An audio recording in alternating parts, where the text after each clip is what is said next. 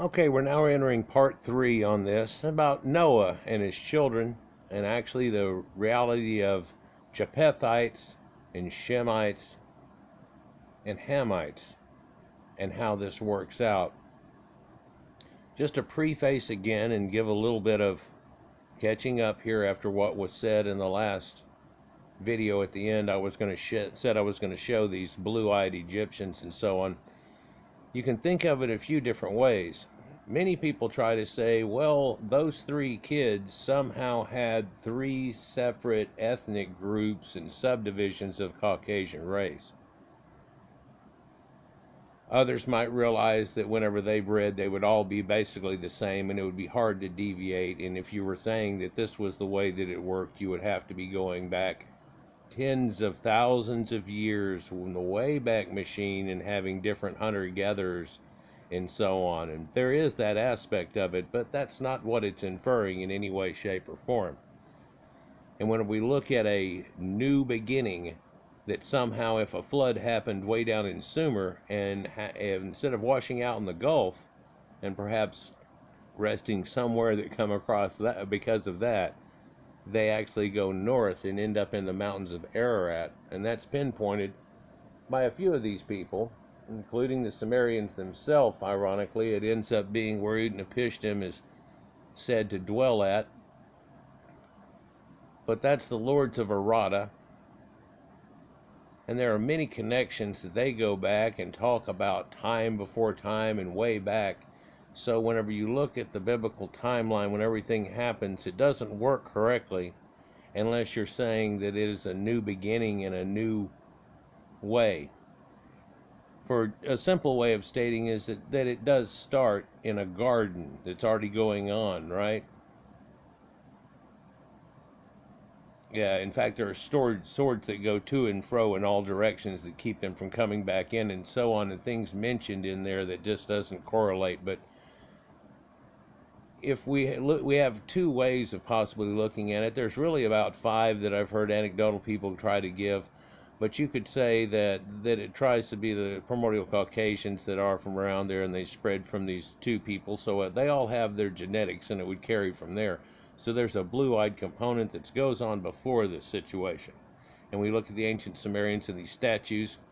In a minute, we'll be able to tell it. All the ones we're looking at now are Egyptians, and this is the earliest dynasty of the Egyptians.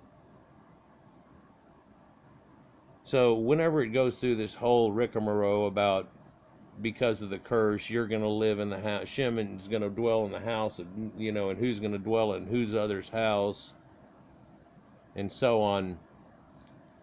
I think we'll be able to really realize if you look at it, it didn't work out that way. And it still in no way works out that way. In fact, the ending is quite telling, and the way that it comes out of it to a modern day in the last few thousand years is quite telling. And it still goes along with these same people. So you could have one way of looking at it, trying to go those 3 people, and then because of who you think they are, in a modern day, trying to take modern demographics into account versus what was going on in elder times, and especially the nobility, which you're looking at here, of elder times of these 3 different people. They would have had the same traits going on of each other, and this is one of the traits, along with an expanded mind and all types of concepts, and an ability to take things that they saw that were right on the edge of something fantastic and put something else to it, and put 2 and 2 together, and not only come up with 4, but somehow come up with 16. And then a whole thing that went with it. And we've looked at sacred geometry, huge expansive numbers that they were working with that go with the pyramids and things like that. But that's just Egypt, huh? No, that's Samaria too. They're lined up in the same way. There's a couple of temples and ziggurats that are lined up just as good to north as Egypt is, but the thing is, it isn't 2.5 million tons of rocks that made it up. It's actually made of bricks. In fact, in the modern day, it's crumbled about to nothing. There's a few of them that have been replicated out of that. So just in the starting and preface of that, that's one thing that I wanted to notice, or wanted you to notice. The other is that this connects to gods of this earth that we talk about in many ways in lots of videos here. But when we talk about Jupiter, that has to do with Jupiter. There was no J, so it's Dios Pater to all the Proto-Indo-Europeans and these people that you would think of that have this type of eye here that goes on. Beards, things that are associated with it. Also, when we look at this, I keep telling you about this flood of people in a different situation other than the flood of water that came, and it happened long ago. And how long ago did it happen? Well, before each of these civilizations seemed to come into account. Some of them they dwelt with for quite some time, others they did not. It seems like if they weren't really from their ethnic group, they did not, although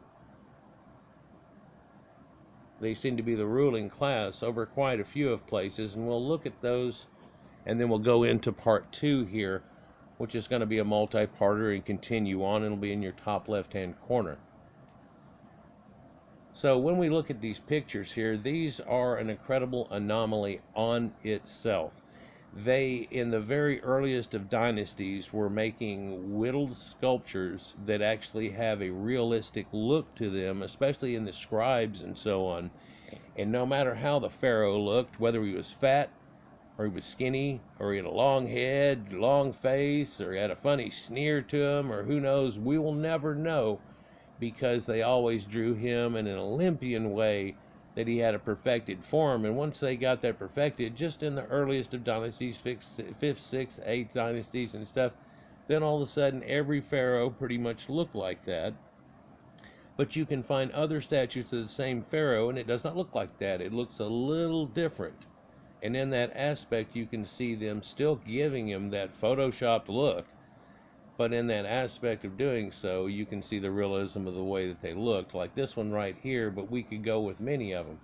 There's a coffin right here to the left, and it has blue eyes on it, and that lets us mention the fact that they had this Egyptian blue that they came up with, and I've talked about in other videos. They had a blue-green that over time rots away and corrodes because of its copper components and turns to a green like corrosion on your battery. But they came up with an Egyptian blue that even modern people have said there's some things that we could do with this. Some real modern science things that could come out of it.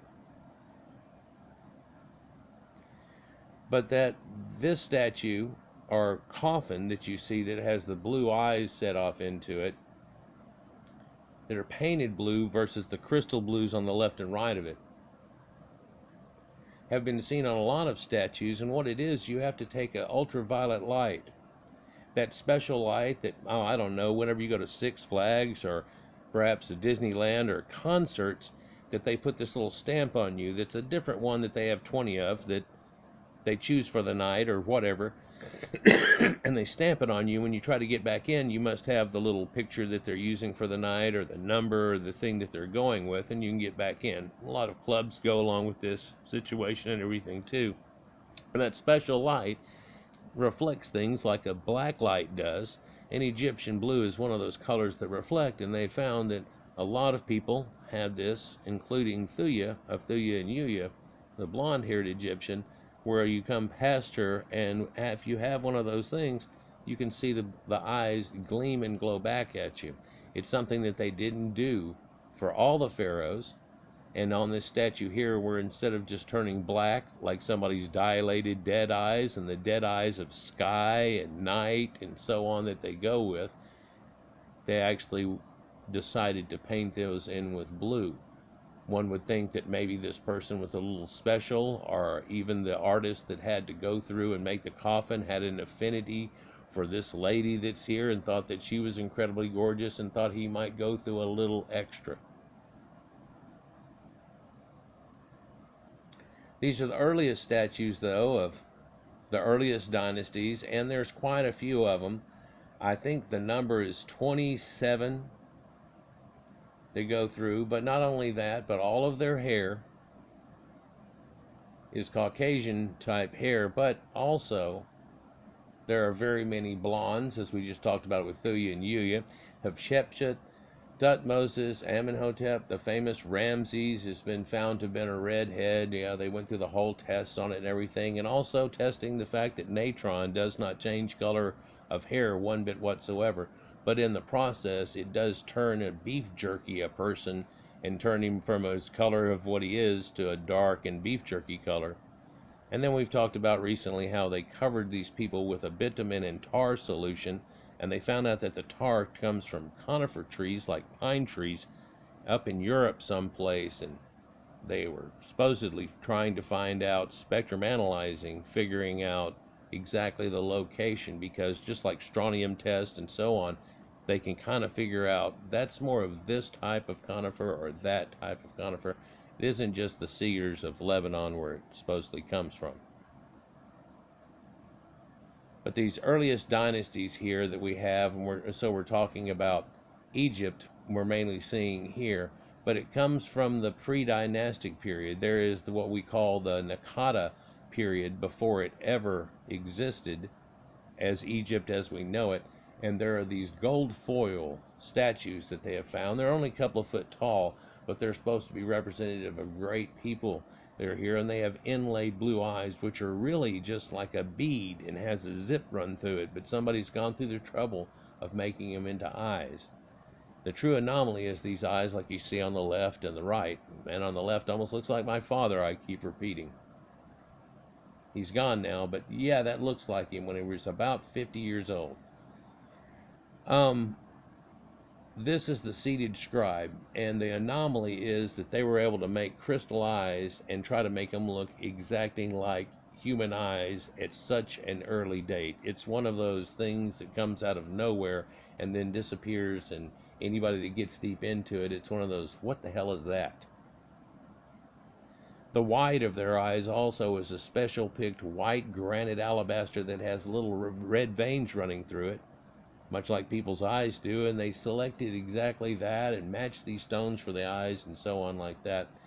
But it doesn't just go along with Egypt, for you can find him in Egypt, the statue we were just looking at, but also Sumerian gods. You can find them in Peru and places where they show a bearded god, and the people of the Amerindians just don't grow facial hair, so it would make you wonder if they have some recollection from thousands and thousands of years before that, whenever they were already in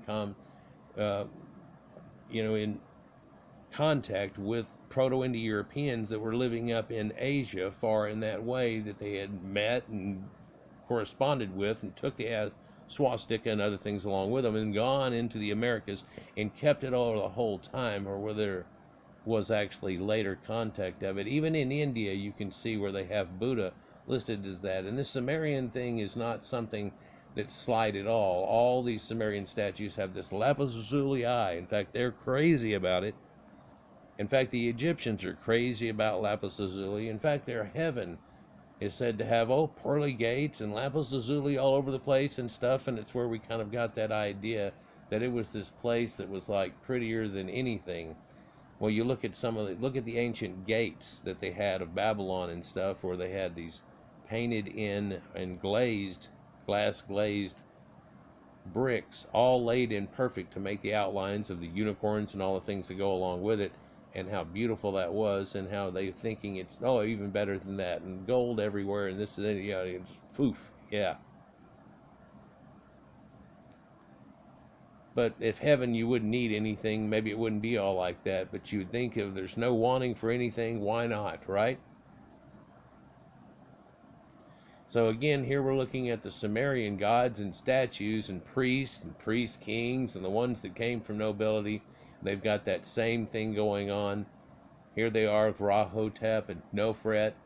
There's Nofret, his wife right there, blue eyes, earliest dynasties through. And of course, here's that winged solar disk, and they work in together in harmony.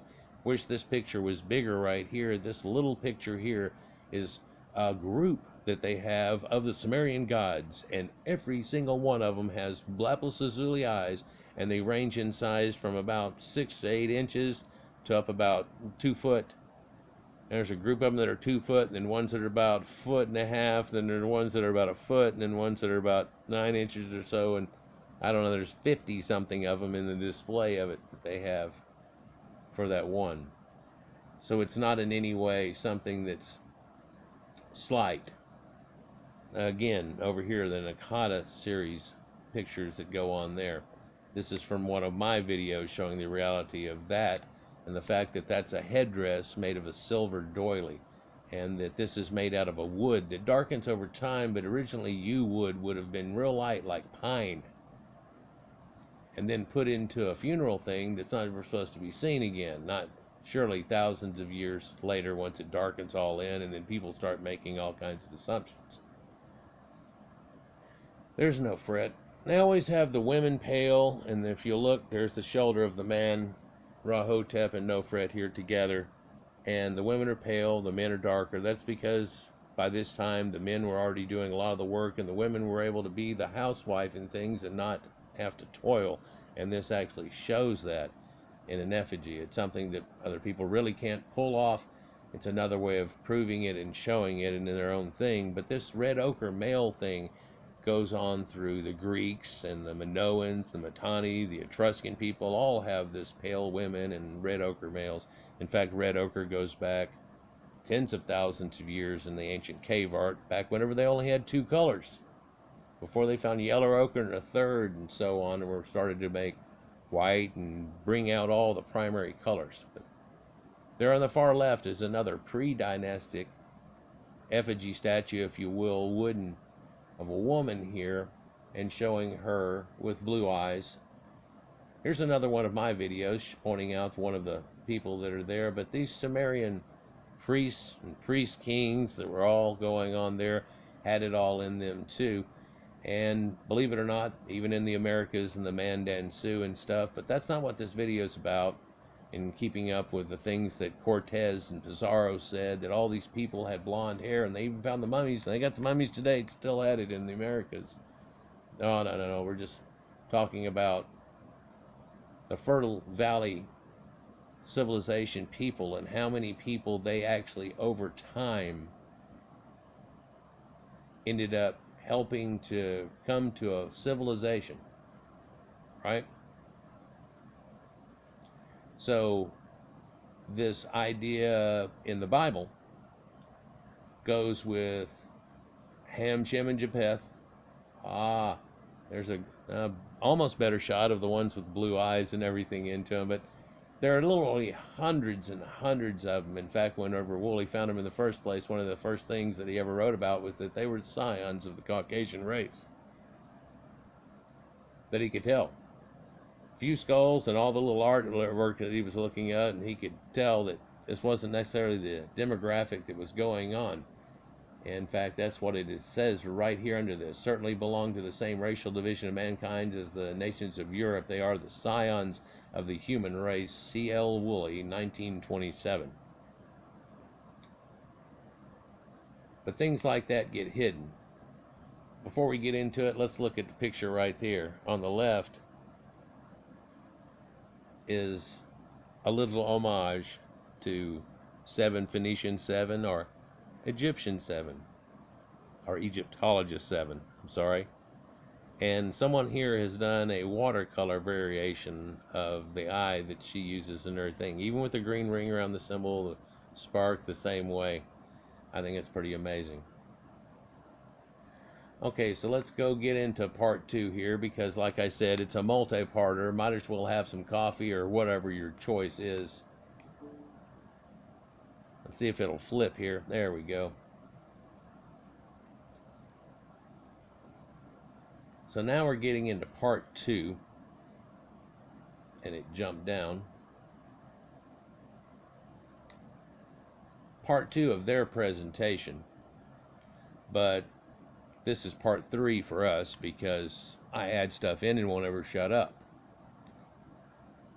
Here's the table of nations, and the only black people that are around at the time were Nilotics. They're not related to actually the Khoisan or any other group, including West Africans, that are shown here in the very dark, but also it's cut the other guys in two. There's two to the left and two to the bottom of the right, and there's our Asiatic types, and then there's Libyans right there. So Libyan is right there attached to the front of it in the delta area. They've got all the tattoos on them, feathers in their hair, and so on. Look how pale they are. Well, perhaps they're the nobility, because they would have looked more like the Asiatics here if they had any time out in the sun. So they're showing that they're more like priests or something like that, because also they show priests as being pale. They're not actually the man that's in action doing things, but it's weird. Whenever they show a priest has done something and in action, they do him with the red ochre again. So again, this is the dynastic race and the biblical Japheth, part 2. Now we're talking about ethnology and influences. In part 1, the author pieced together the possible genealogy to be found in Mesopotamia and Egypt. Taking his starting point, the biblical account of human developments in the region after the deluge, which of course begins with Noah and his family, part 1 concluded with the assertion that a new race referred to as a dynastic race was evident in the region. And perhaps that's what it's showing definitely. What further clues to the ethnology of this race can be found? Well, again, if you took the timeline and the thing that happened of the Bible and you said, at this time, is this when it happens? No, for pre-dynastic and before Egypt had already happened in that wave before that I went off on a tangent about earlier. For they're all already there. In fact, we found people we've got the genetics out of right there in the Holy Land at 6500 BC that are blue-eyed, blonde-haired. Did a video on it not too long ago, earlier in the year, about February. So what further clues to the ethnology of this race can be found? Well, what I showed you, that was pretty telling, but he's connecting it also to the Bell Beaker folk. Since the physical character of the new race detected among the early Mesopotamians and Egyptians is not typically Hamitic, but rather Japethitic, or Northern, or what we would call in a modern day European, we may reasonably inquire whether these newcomers might not be related to those Bell Beaker folk. Well, I do have a rainstorm going on, and hopefully, it loses connection here, but let's see if we can get it back. I'd hate to have to reload this. There we go. So, really,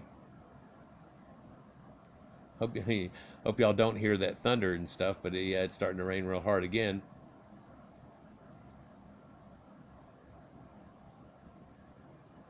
So, the race detected among the early Egyptians and Mesopotamian people are not typically Hamitic but Japhetic. We may reasonably inquire whether these newcomers might not be related to the Beaker folk, who were widely dispersed in Europe as well as North Africa in the late Chalcolithic area, corresponding to the Danube III, circa 2918 or 1800 BC.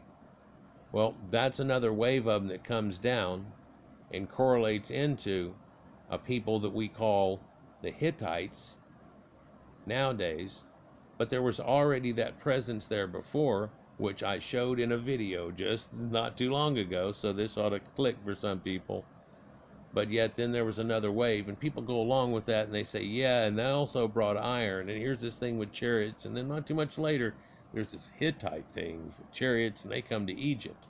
Oh, so is that when Egypt changed? No. We already looked at that. Egypt at the pre-dynastic already had this going on too. Sumerians, same way. And Sumerian, not even Akkadian. Yeah, the earliest ones. Woolly and everything, what we were talking about.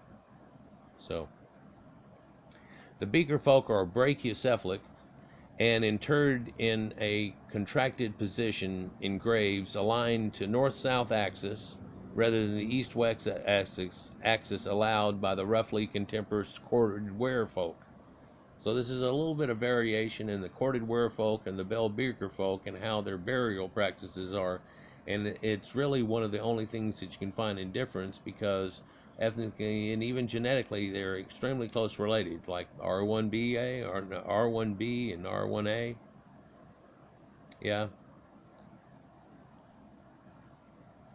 They seem to have been effective traders as well as warriors, the graves of the latter being especially richly supplied with funerary goods. Cremations were also performed by this community, and these may have been reserved for the upper classes and castes. Cremations in Moravia are seen to be especially furnished with beakers. And so one asked, why, well, if there were so many of them, why didn't they have all this stuff? Well, these were people that actually are seldom seen.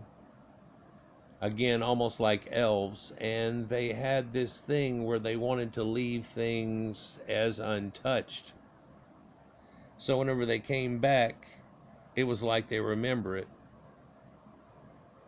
And though they talk about them being nomadic and all this type of stuff, there was only a group of them, which I've got a video loaded up talking about, but it seems to be almost lame rather than other subjects and topics, about how they really weren't that nomadic. And even the ones that we talk about nomadic quite often would plant things and stuff and then just take their cattle into another area that would be their winter home, which was a better valley for them to be in than the winter, which was already pre-planted from before.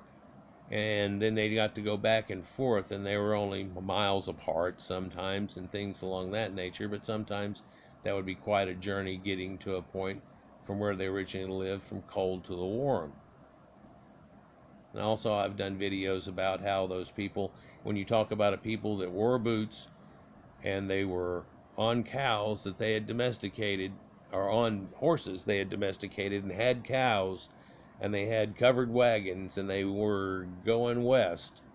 And you go, oh yeah, that's America and Clint Eastwood and stuff. You go, no, no, this was going on for recorded history.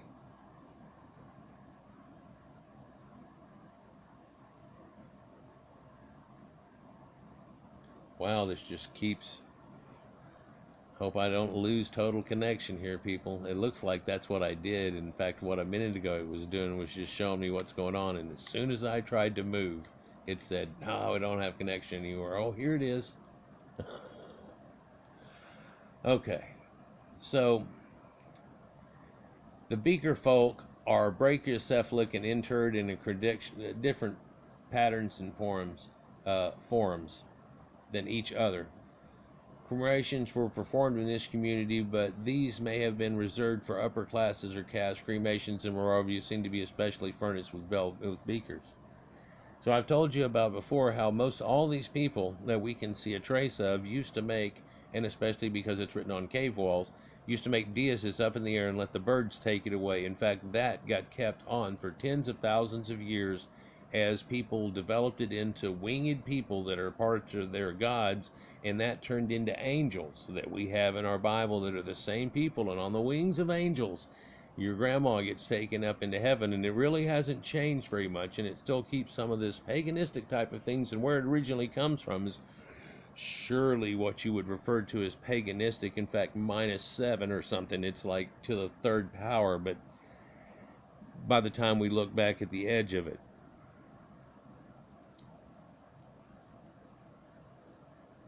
But cremations are why you may not find so many thousands of burials, because these people were ashes to ashes, dust to dust. It's where that came from. In fact, the word ash itself was taken from these people, and the sacred ash tree itself, and the sons of Ash, and Ashur, and where that comes from actually itself. I've got one loaded up too, but I tried to do a video on it, and it balked on me right off the bat, and all I could really do instead is take notes and stuff. It's from a professional college, and instead of being able to recreate it, anyhow. So beakers go along with this too. Now, so here we're looking at brachiocephalic heads, and that they're kind of wide and flat. And so you can look at one that's real skinny on the left, one that's somewhat in between in the middle, and then on the right, more of a rounded type of head. right? This is the variations that they see in them. It's the sockets above your temples, which you see on the far left, are evident in this person that have more of a cleaved-in forehead, and then the larger ones that are in here. It's not something that you really notice so much. I mean, we're talking about between 70 on the left and 85 millimeters, or I believe that's what it is, and front to back still registering 100 at the points that they registered. But you can also see on the far right how the head has come up over what would be the mouth, and therefore it has blocked over the prognathism that you might notice on the far left point, or someone has more of a extreme overbite, not so much in the middle, and then negligible on the right. Though it's uncertain where this type originated, some claiming Andalusia as the original place, or the original habitat. Others claimed Germany, and we know where it came out of that. Let's continue. The Beaker folk may perhaps be identified with the Alpine or Armenoid branch of the Japethites, or Indo-Europeans. The Alpine type is said to have the same round skull as the Beaker folk, except that it has a rounded occipital bone, whereas the Beaker type seems to be a more flattened occipital bone. J.P. Mallory has recently suggested that the Beaker folk may be classified as Northwest Indo-European group ancestral to the Celts, Germans, Slavs, and Italics, especially the Etruscans. However, it's not only likely that the northwestern peoples, since the northern Aryans are diocephalic in majority rather than brachiocephalic. Also, even the corded ware culture of northern Europe seems to have been borne by mostly dark-eyed, dark-haired people with a skin color somewhat darker than that of the average modern European. Child may thus have been more accurate in believing that they were of East Mediterranean stock. Well, again, whenever it says, well, we rule over the dark-haired people, and they were the people writing down all the tablets, who do you think they were talking about? Because the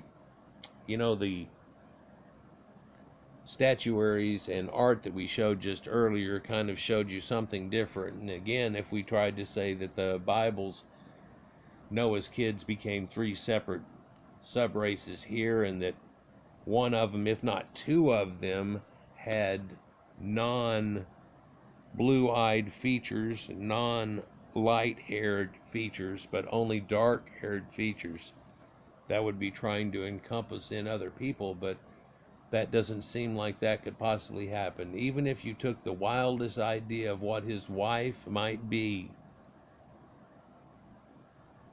which it would have been the same people, of course, selected. But if you took the wildest idea of what you think that one of their wives might be, it still would not impart the situation that comes upon them if you try to give it that triple idea. But if we said there were these people that were hubbed at one time up near the Black Sea where they're going on in the Japheth type situation, which again I have to mention, Japetus is Jupiter. Noah is Uranus. From the tails, Jacob becomes Israel. What's Israel?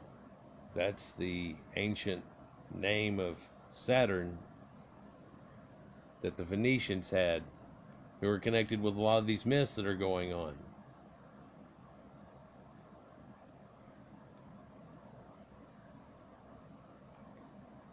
Talking about ancestral to the Celts and the way the Celts work out, a lot of people don't realize the Celts aren't just some people way over near France and Spain and Britain area in the ancient times, but these same Celtoid type people were in Galatia.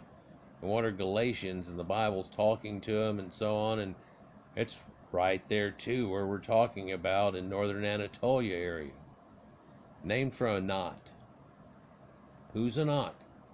Anat is the girl and the Venus counterpart, pretty much, to the idea of the El and the gods that were in the Canaanite area that we talk about in the Bible, and we talk about angels in situations like that, or words like that. Ezekiel.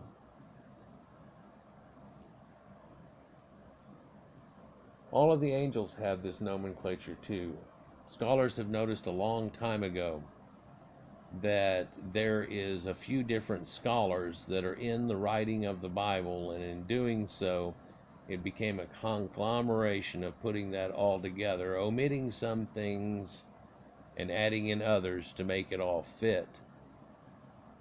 But there's a Yahwistic and a priestly source and another type of source that's in there, but then it's all put together by who? Well, sacredly said by 72, that special number, or 70, of these Greek type people.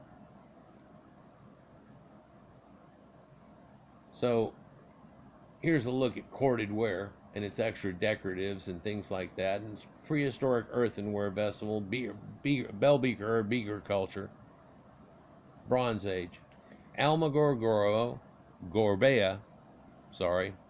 has suggested that the beaker folk were proto-Celts. Brachycephaly is indeed attested in some areas associated with the Celts, such as Central Europe and France, but is perhaps representative with more than the southern Brittonic branch of the Celts than the northern. Further, it must be noted that the first flowering of the Celtic culture does not appear until the Hallstatt culture of the 9th century BC, though this may have derived from the Urnfield culture of Central Europe, dating back as far as 13 to 1500 BC and into that time. And so I got a question for you. They talk about it forming late in there, and so now we realize that the people of Britain hadn't been there that long. Well, they're talking about 1300. No, that's BS. Of course, we got Stonehenge and all that.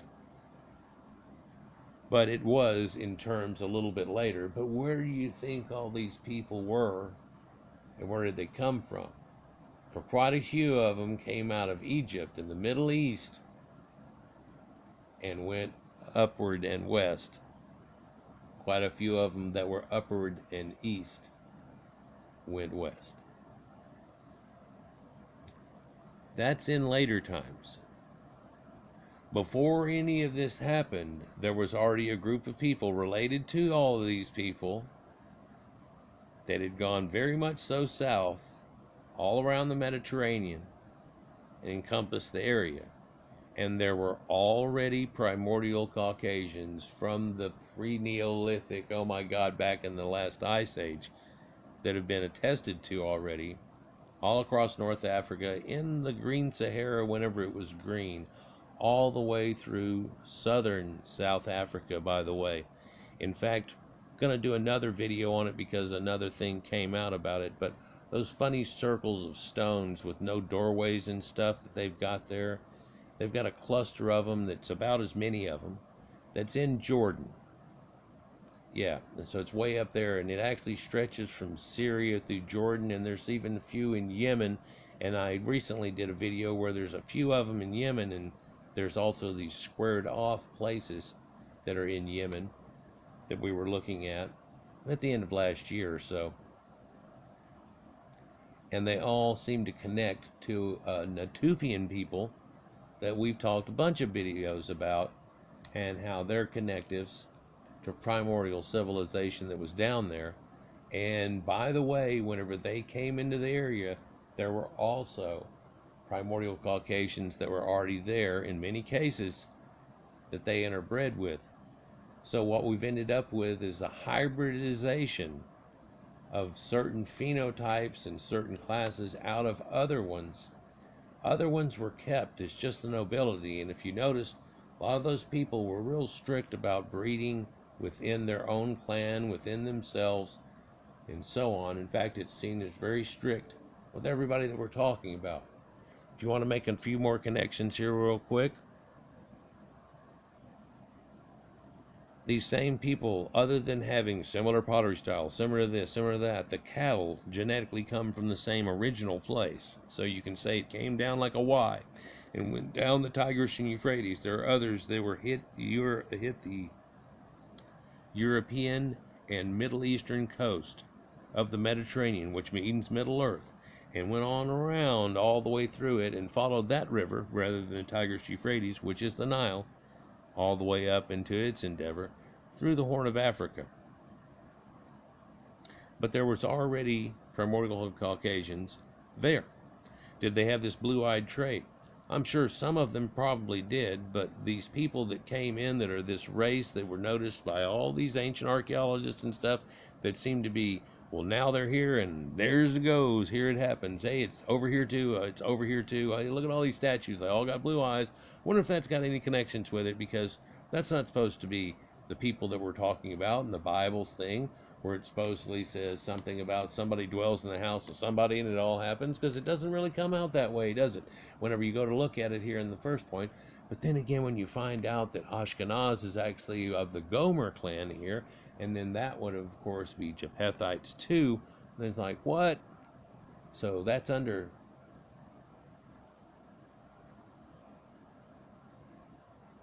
Jupiter? What? What I could go off on now is probably worthy of another video separate, and we're not going to get through this if I don't continue. So, if Japheth is the elder son, or indeed the elder son, it is puzzling that there is very little archaeological evidence of the cultural development of this branch before the Hurrian, Semitic, and Hamitic ones of the Ubaid, Elam, Akkad, and Sumer. So now we're pretty much making up this idea that instead of them being siblings with each other within years of each other, that they must have been epochs of time or something, right?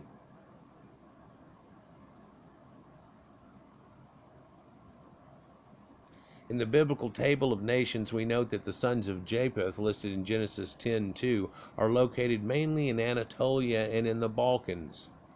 This whole 10 tribe situations. And the eldest son of Japheth is called Gomer, representing the Cimmerians, or the Celts. By the way, Cimmerians is kind of like Conan the Barbarian, too, what he was attached to. Got other videos about that. Shouldn't go there now. But isn't that so similar to Sumerians? And it's followed by Magog, the Magi, or the Iranians, and Madai, the Medes, which Herodotus himself said, well, them, along with all these people, call themselves Aryans before Media went to them and they changed their name, just like Persia had done when Perseus had come to them. Also tell you about Javan, the Greeks, Jovan, like the Jovan moon. Tubal Cain, they say it's uncertain, but of course, again, that is northern Anatolia area. Meshach, which is the Cappadocians, according to Josephus himself, and Tyrus, which are Thracians, according to Josephus, which are the Celts. I've got one loaded up on that idea, and just about, like, who were the Celts? Last year we did a whole series on the Celts and everything, and I felt like I was just pushing a little too much, but I wanted to let, like I've done before a lot of times, let that gestate and then catch in again. I should have done it about 4 months ago, though, and catch back in, and I have been waiting for a few things that are Celtic so we can put it together, or a double connections. Here's one, might get us kicking. Diodorus Siculus, in his Bibliotheca Historica, volume 32, states that the Celts living close to the Black Sea were scattered as far as Scythia, denoting Scythians, and the northernmost of these Celtic tribes were the wildest and most powerful, having apparently wandered across the laid waste to the land whole of Asia under the then name of Cimmerians. This is the point where you can pause it and then play that intro to Conan the Barbarian. Kind of working a different way a little bit, though, isn't it? But we went over that with my series that had two snakes coming together. Remember that one, if y'all have been with me long enough? God, that seems like that was forever, but I guess it was 2.5, 3 years ago. Diodorus describes the Celt as being tall, blond, and well built, but he may be referring to more particular to the northern Goldic Celts